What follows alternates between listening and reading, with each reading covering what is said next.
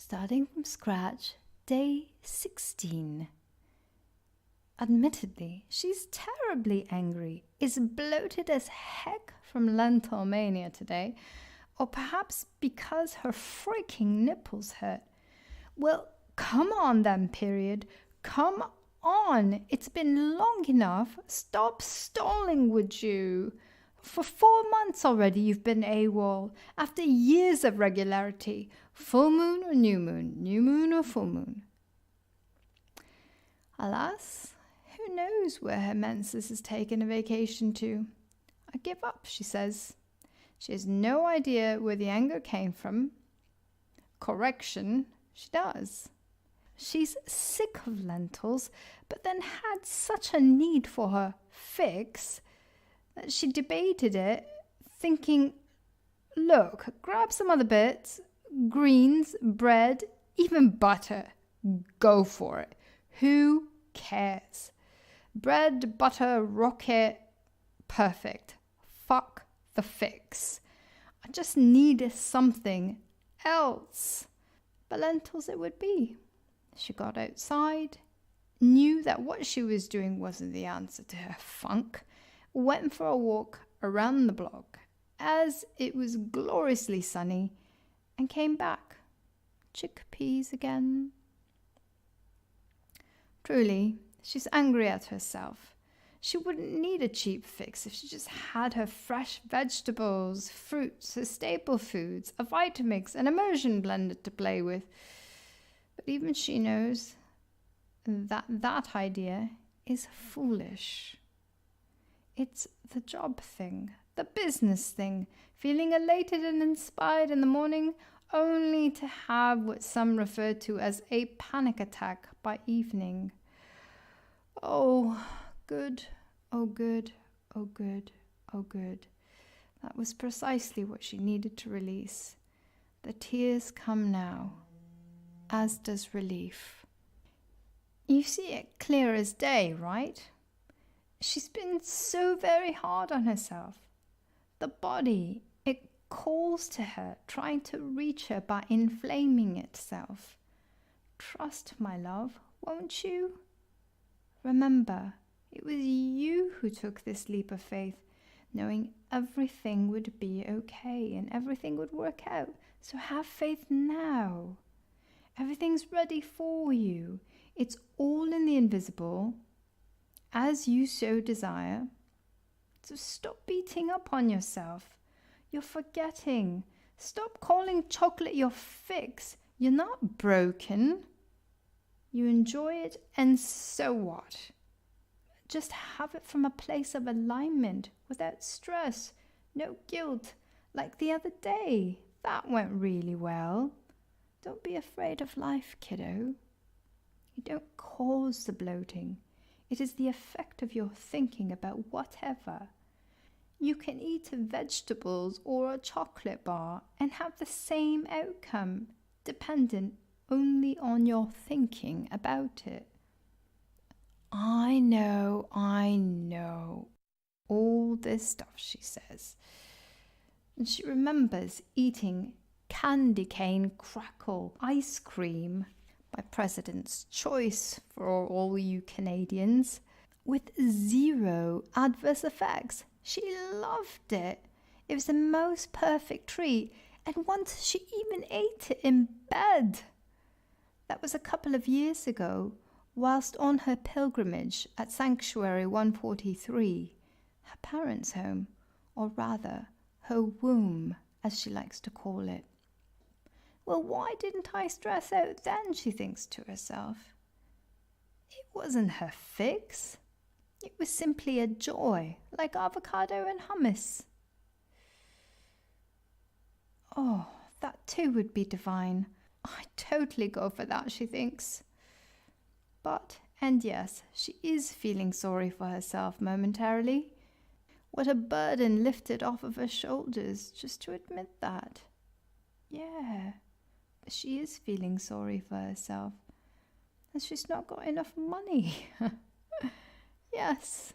Yes, I'm in lack mentality, she says. And what? I admit it. I also know this is something only I can work through. I've got to own this. I don't know how, but my higher self does. Enough writing. Time to switch off everything, to be silent and allow consciousness to do what it does best. She thanks you for listening to her rant.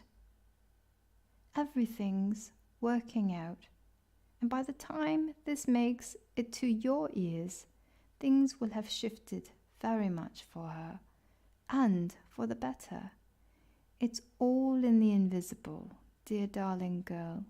Just stick to feeling good. Day 17. Nope. Transformation Day. Day 18. Birthing Day. At the time of this writing, nearly tomorrow, she is very, very, very much at peace. There is good reason for her not wanting to detail yesterday's transformation, or the last couple of days, better said. With specifics. What she calls transformation is not how most see it. To write the specifics of it are only doing justice to those very specifics by way of perpetuating them. It is important to note adversity for the sole purpose of transcending and being transformed in the process. Indeed, she feels like a butterfly opening up its wings, flying. She did. Today she flew. Not only did she complete her CV and covering letter, she's just sent them out to a company that resonates very much with her. The job is and isn't about money. It is about her quote-unquote job, her unique purpose, just being herself, nameless, or rather without title. She wishes to share 2 things before transcending this day, the final of the first month of this year. Quote, Marushka, thank you for your kind words. Such feedback keeps me going in the right direction towards my family, business relations, and my dear friends, and you are part of it, truly inspirational in your thoughts. I'm so glad I've met you. I feel like I'm being treated, and I am here whenever you may need some help. And number 2, a couple of days ago, upon being asked what kind of job she is searching, this was her response, in frustration and tears. Quote, I just want to do what I am. I only came here to shine light on people. I don't know how to make money from that. End quote. Today she tells herself, just be, darling. Just be.